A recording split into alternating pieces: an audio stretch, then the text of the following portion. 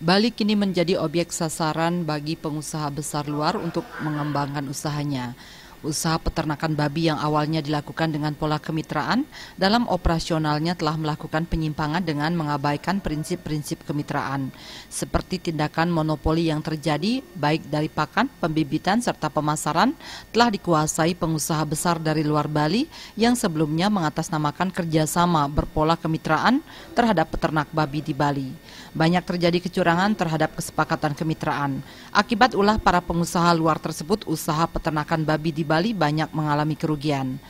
Pemerintah juga mulai harusnya memikirkan bagaimana caranya biar tidak terjadi persaingan yang tidak sehat di Bali.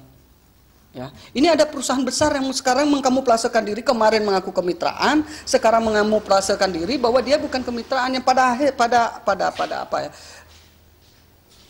intinya mereka tetap sama, beda nama, tetapi manajemen orang-orangnya juga sama. Kenapa pemerintah dalam hal ini tidak merasa dan tidak kita lihat ada kepedulian yang serius terhadap peternak. Sedangkan jumlah orang yang beternak di Bali ini untuk peternak babi mungkin yang terbesar, jauh lebih besar dari padi, jauh lebih besar daripada peternak sapi. Ini yang kita sayangkan. Jadi seakan-akan peternak babi dia nak tirikan dari subak, dari sapi. Jadi dari semuanya. Perlu adanya penerapan yang jelas terkait aturan untuk melindungi peternak babi di Bali.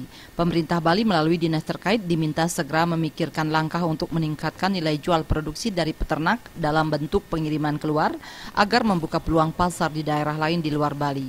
Indra Wijaya, Bali TV.